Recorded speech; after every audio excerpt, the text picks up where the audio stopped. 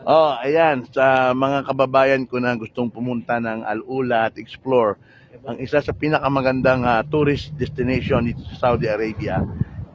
Meron pong mga ina-arrange sila ng mga packages, 'di ba, sa mga bus tour ba 'yon?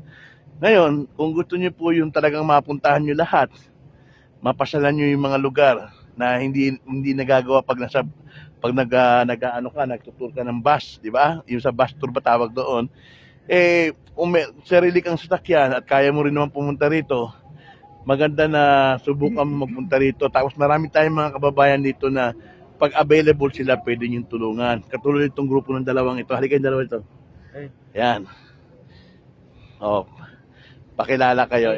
Ito si Hello, kumusta? Peter From and Manula. Arnold po. Arnold. So, ang tanging magagawa at support na may bibigay niyo sa kanila, pag available sila, pwede nila kayong samahan dito pag wala silang work.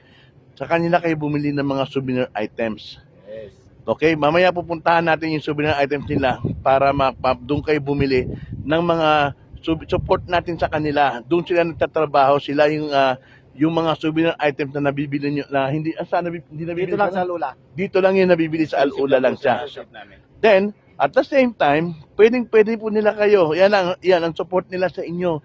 Pag mga wala na silang trabaho, available sila, pwede nila kayong samahan sa mga lugar na hindi nyo napupuntahan. At talagang mas maganda yung may kakilala kayo rito na-explore ninyo maigi. O, di ba? So ngayon, supportahan natin sila. Hindi kayo ng at syempre, jamming-jamming, andyan na sila.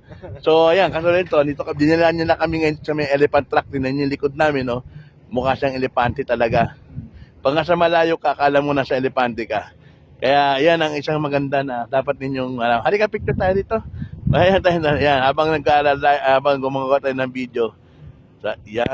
Yan, yan. So, ayan po, explore natin Okay, nakita ninyo? Ayan po yung mga lugar na pwede nyo mapuntahan dito. Sa Elephant Rock, marami po kayo makikita ng mga magagandang mga location dito, mga view. Nakita ninyo yung mga bundok-bundok na yan. At ng kotse. Ayan po. Ayan. So, ano pang hinihintay ninyo? Ano ninyo, pinakamaganda yung ma-discover ninyo yung maraming mga location, mga tourist spot ng Saudi Arabia habang dito po kayo sa Saudi.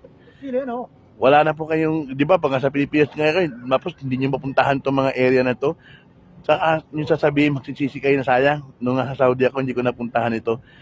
Wala naman restrictions. Pwede kayo pumunta anytime. Kung may sasakyan kayo, much better. Tipid pa kayo, marami pa kayo pupunta. Ayan, katulad po ng ginawa namin ngayon. Ito po si Kabong. Sana ma-enjoy niyo po yung aking munting vlog.